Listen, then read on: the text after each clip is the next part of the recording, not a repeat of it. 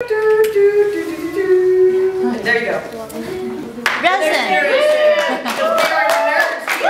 Right? Oh, this is an anime nerd. We are supposed to be nerds. Yeah. So what does beyond mean? Beyond resin? Beyond resin, beyond vinyl, beyond everything. We're just gonna get everything. And here we go. So, what is a ball jointed doll?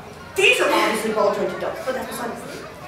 Now this is kind of a trick question because it does vary. There are certain places where they have a very narrow scope on what a ball jointed doll is, and that's, you know, a forum gets to set their own rules about what is off topic and what is on topic and off topic.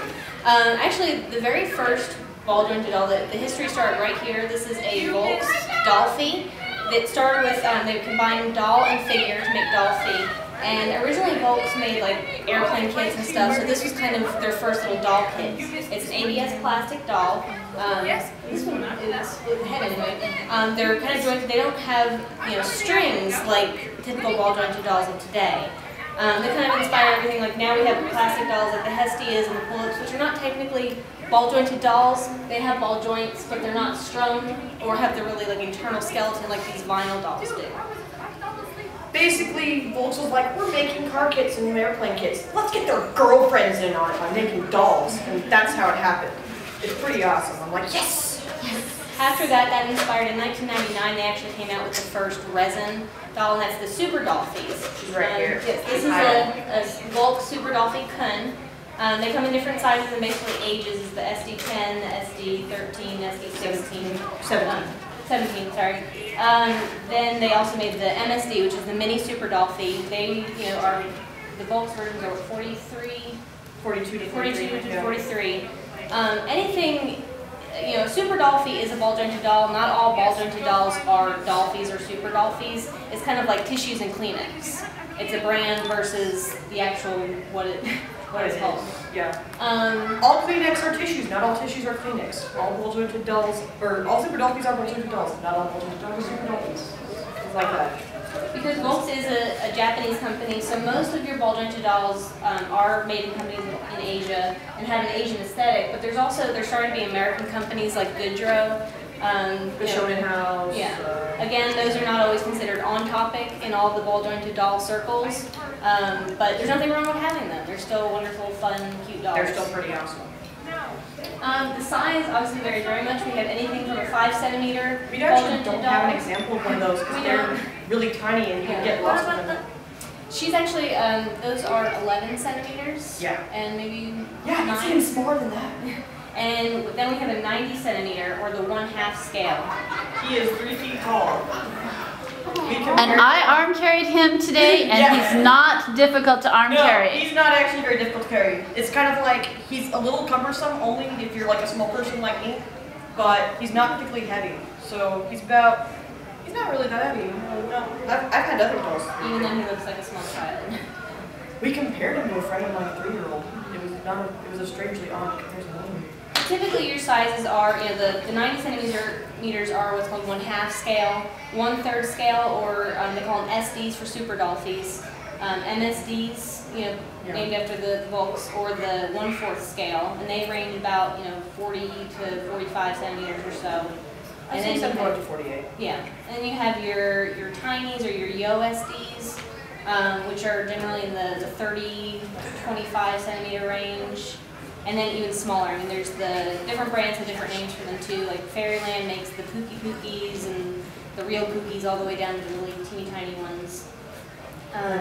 But all shapes and sizes. All shapes and sizes. This is actually a Pookie in an MSD's arms, and there is Primo, our 90 centimeter. He's just cool. He's so cool. One of the things to consider when you get a doll is what we like to call the basic doll owner's toolkit. These are kind of very handy things to have that might not seem intuitive. We have a magic eraser, which is excellent for cleaning. A toothbrush works with a hairbrush, or you can get the Tenshi hairbrush. The Tenshi hairbrush is, okay, I gotta explain this.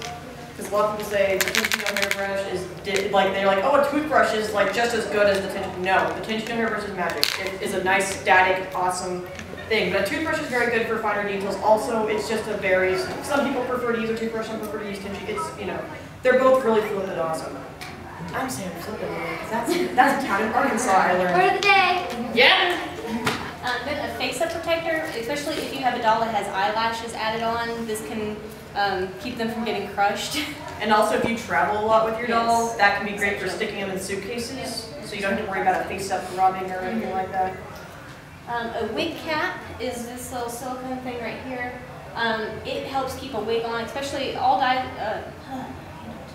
doll sizes. We're tired and we're rushed.